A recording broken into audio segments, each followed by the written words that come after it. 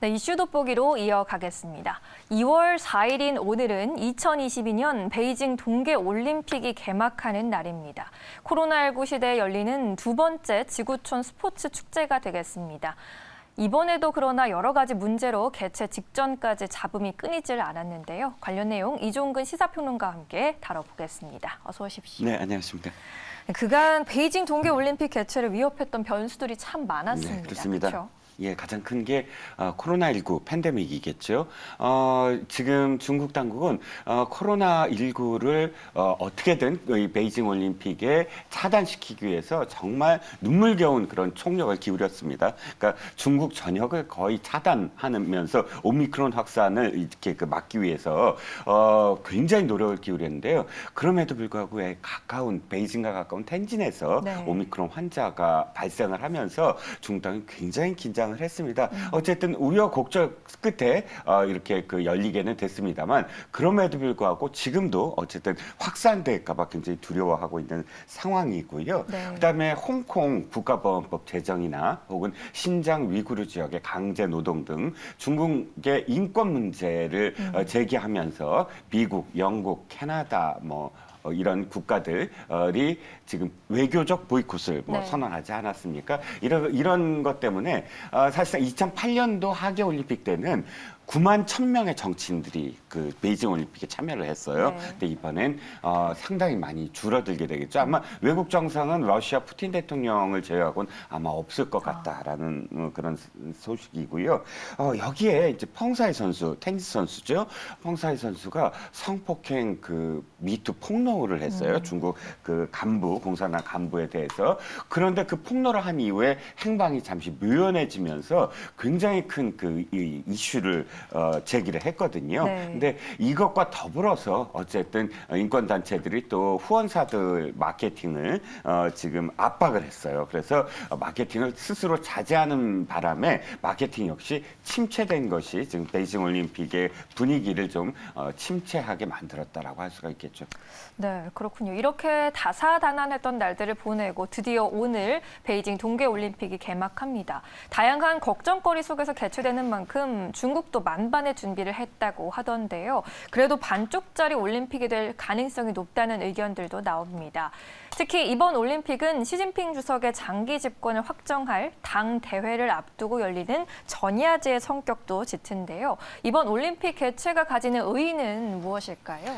2008년 하계올림픽 말씀을 드렸지만 하계올림픽과 동계올림픽을 동시에 개최하는 그런 도시로서는 베이징이 역사상 처음이라고 합니다. 그렇기 예. 때문에 사실 중국은 굉장히 지금 자랑스럽고 자부심을 갖고 있는데요. 네. 2008년 하계올림픽이 부유해진 중국을 과시하기 위해서라면 이번 2022년 동계올림픽은 강성해진 중국을 과시하려고 했습니다. 네. 말씀하셨듯이 그런데 굉장히 지금 한풀 꺾인 어떤 분위기 속에서 다시 이것을 끌어올리기 위해서 굉장히 노력 중이긴 한데요. 또 한 가지 의미가 경제 문제예요. 하계올림픽 2008년도 하계올림픽 이후에는 매년 10%씩 경제 성장률을 올렸거든요. 근데 아시다시피 지금은 코로나19나 여러 가지 어떤 이유 때문에 경제 성장률이 굉장히 더딜 것이다.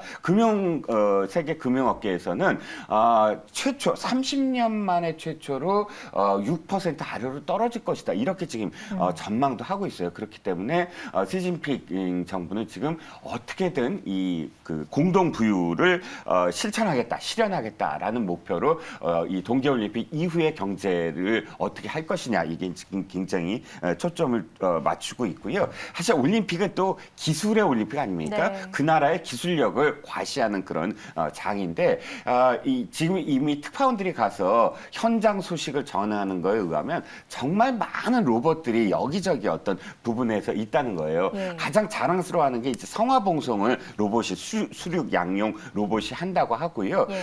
특파원들이 가서 놀랬던 건 정말 그 호텔 등의 많은 부문에서 로봇들이 직접 시중을 들고 술잔을 따르고 음식을 만들고 하는 그런 광경들을 목도하고 있다고 합니다. 역시 이제 기술 굴기를 과시하려고 하는 것이죠. 네, 그렇군요. 그런데 또 이번 올림픽의 개최를 위협하는 최악의 변수는 단연 오미크론입니다. 중국은 애초에 제로 코로나를 시행했으나 오미크론의 확산을 막지는 못했고요. 지금 지난해 도쿄 하계 올림픽 개최 전보다 더 많은 확진자 수를 기록하고 있지 않습니까? 심지어 양성 판정을 받아서 출전이 불투명한 선수들도 있다고 하죠.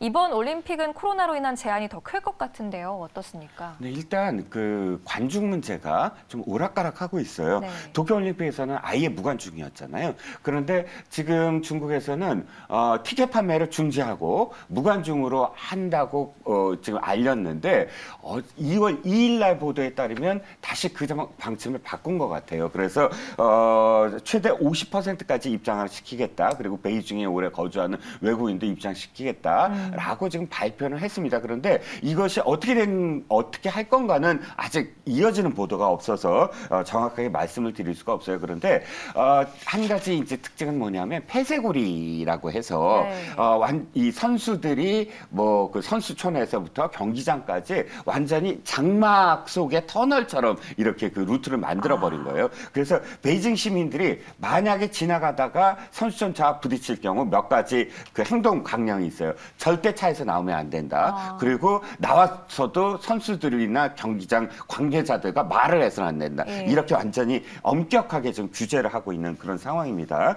개막식 공연도 하계올림픽 때는 15,000명의 공연단이 동원이 됐는데 이번에는 3,000명에 불과하고요. 또 100분 정도만 뭐 한다고 합니다. 구호 자체가 흥행보다는 안전이라는 구호래요. 그리고 오미크론만큼 좀 이번에 눈에 들어오는 게 기후변화예요. 네. 동계올림픽 최초로 인공눈만으로 그런 경기를 치른다고 합니다. 근데 이 인공눈 제설이 환경이 굉장히 안 좋아서 그러니까 인근 지역은 아마도 물 부족 사태를 이룰 것이고 또 화학 반응 때문에 굉장히 오랫동안 고통받을 것이다라는 지금 분석도 이어지고 있습니다. 그렇군요. 여러 가지 우려가 있고 또 조심조심 개막을 하지만 세계인의 축제 올림픽의 막이 오늘 저녁에 올라갑니다.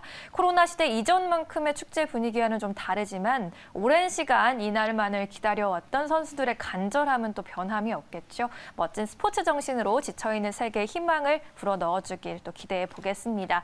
지금까지 이종근 시사평론가와 함께했습니다. 오늘 말씀 감사합니다. 감사합니다.